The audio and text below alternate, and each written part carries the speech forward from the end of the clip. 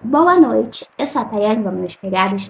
Hoje nós vamos estar falando sobre a santidade na vida. Se encontra em 1 Pedro, capítulo 1, do versículo 13 ao 21, que diz assim: Por isso, singendo o vosso entendimento, sede sóbrios e esperai inteiramente na graça que vos está sendo trazida na revelação de Jesus Cristo. Como filhos da obediência, não vos amoldeis às paixões que tinhas anteriormente na vossa ignorância. Pelo contrário, segundo é santo aquele que vos chamou, tornai-vos santos também vós mesmos em todo o vosso procedimento, porque escrito está: sede santos, porque eu sou santo.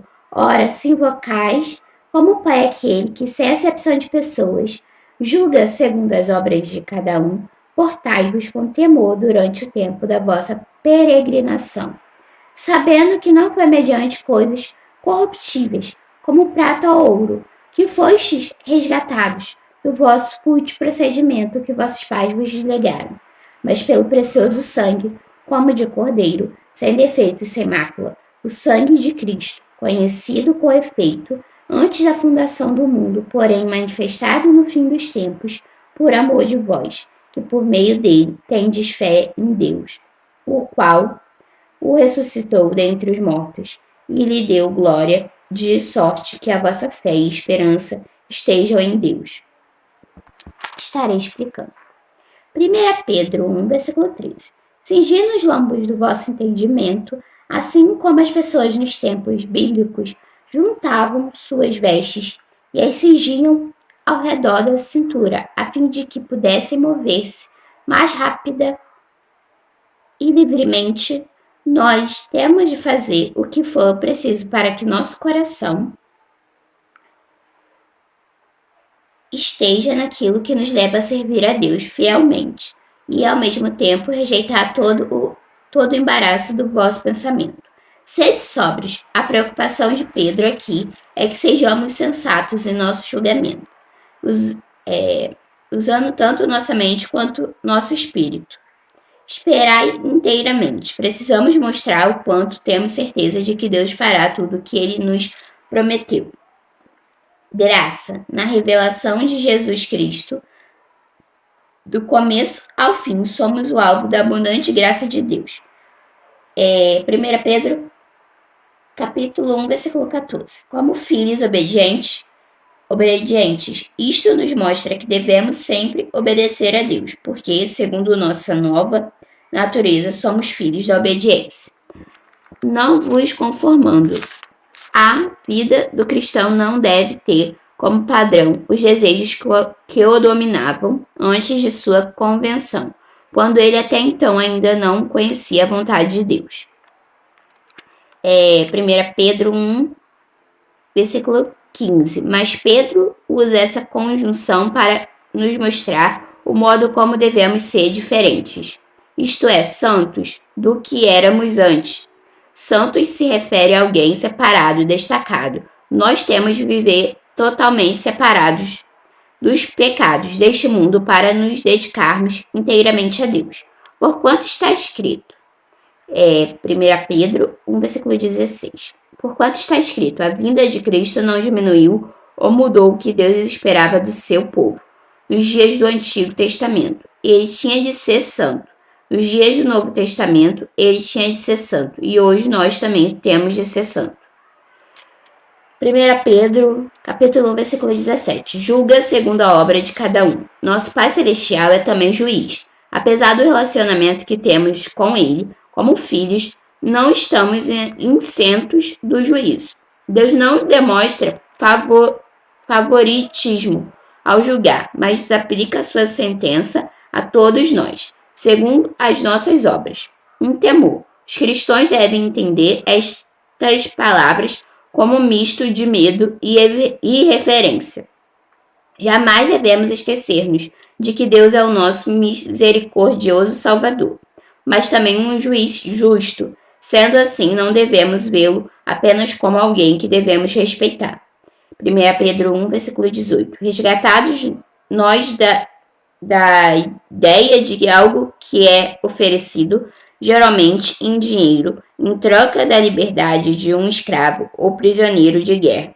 Deus comprou nossa liberdade e pagou por nós com a vida de seu próprio Filho. Vossa vã maneira de viver.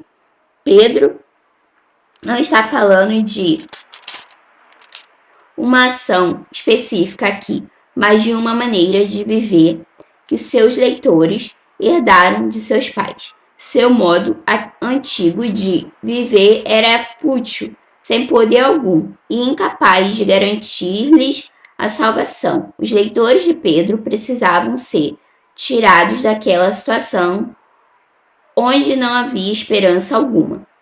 1 Pedro 1, versículo 19. O precioso sangue, a maneira que Deus usa para nos salvar é diferente das tentativas que o homem faz para receber a salvação usando meios humanos. Um cordeiro.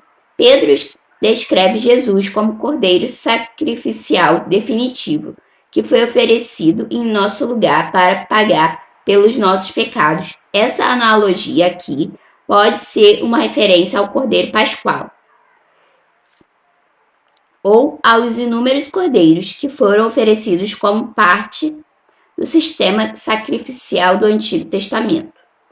Os cristãos do primeiro século reconheciam Jesus como Cordeiro de Deus sem defeito que pagou o preço pelos pecados do mundo.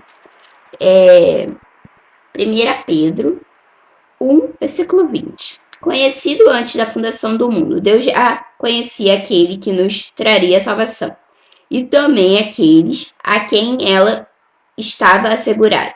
Mais manifestado, isto contrasta com a primeira parte deste versículo. O que somente Deus sabia antes da fundação do mundo é revelado a nós agora.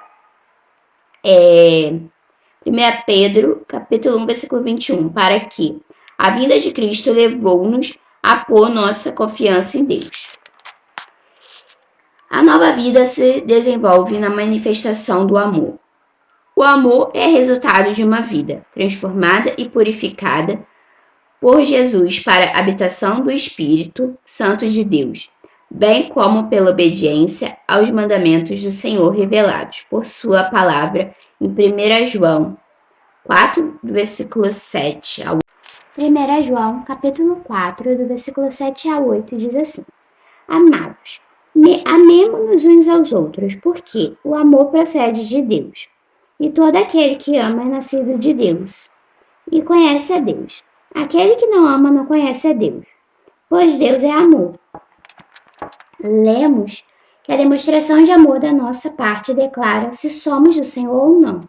Se de fato já experimentamos uma nova vida, porque Deus é amor, uma vida salva e santificada deve demonstrar amor, tanto para com Deus como para com o próximo. O amor mencionado por Pedro não é apenas da boca para fora, meras palavras produzidas e repetidas, sem sentido e valor. Pelo contrário, ele fala de um amor intenso, não fingido, ardente, não superficial, permanente, não passageiro, amor que jamais acaba. Algo que ele tinha conhecimento pessoal, uma vez que foi amado pelo Senhor e confrontado sobre o quanto amava ao Senhor. O amor de Deus foi demonstrado pela morte de Cristo na cruz por toda a humanidade, e incentivado para que fosse uma marca presente na vida dos discípulos de Cristo, que deveriam amar-se mutuamente, uma vez que os cristãos foram inseridos na família de Deus e gerados por uma semente incorruptível, pela proclamação do Evangelho, a palavra de Deus que permanece para sempre. Não teriam que ter qualquer medo em amar, pois o amor de Cristo deve nos constranger. Estarei lendo 1 Pedro, capítulo 1, do versículo 22 ao 25. Tendo purificado a vossa alma pela vossa obediência à verdade, tendo em vista o amor fraternal não fingido, amai-vos de coração uns aos outros, ardentemente, pois fostes regenerados, não de semente corruptível, mas de incorruptível, mediante a palavra de Deus, a qual vive e é permanente. Pois toda a carne é como a erva, e toda a sua glória como a flor da erva. Seca-se a erva e cai a sua flor. A palavra do Senhor, porém, permanece eternamente. Ora, esta é a palavra que vos foi evangelizada. Estarei explicando. 1 Pedro 1, capítulo 1, versículo 22. Tendo purificado as vossas almas. Pedro apela para a autenticidade da convenção deles, uma realidade bem percebida pelos seus leitores. Eles já tinham sido purificados. Essa mudança de coração produzira o amor fraternal, não fingido. Ele os exorta a seguir e praticar o mesmo princípio. Amai-vos de coração uns aos outros ardentemente. 1 Pedro, capítulo 1, do versículo 23 a 25. Fostes regenerados, mediante a palavra de Deus. Como a regeneração parece frágil à mente humana, quando repousa, como o faz, apenas na palavra de Deus. Mas Pedro cita a grande afirmação de Isaías de que esta aparentemente frágil e invisível entidade, a palavra de Deus, sobreviverá a todos os fenômenos naturais.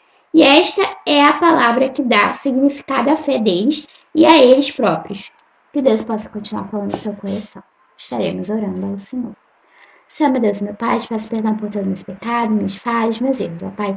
Senhor, eu entro no teu trono de glória, Pai, para te pedir, Senhor, que o Senhor, Pai, possa abençoar a vida de cada um. Te agradecer, Senhor, por essa mensagem dessa noite, ó Pai. Que o Senhor possa, Pai, a cada dia, Pai, mais e mais edificar a nossa fé, ó Pai. E que possamos, Senhor, seguir, Pai, a Tua palavra, ó Pai. Que eu falar sobre a santidade na vida e a santidade no amor, ó Pai. Que nós possamos, Pai, ser pessoas tementes a Ti, ó Pai. Muito obrigado por essa mensagem, obrigado por Ti, Pai, por tudo que o Senhor tem feito, por Ti, Senhor. Nós podemos, Pai, desfrutar desse amor, Pai. Senhor, muito obrigado, Pai, por essa mensagem, obrigado por tudo que o Senhor tem feito. Obrigado, Senhor. Senhor, continua nos usando, Pai, como vasos, Pai, nas Tuas mãos, Senhor, em nome do Teu Filho Jesus, que vive e que reina para todos sempre. Amém e amém.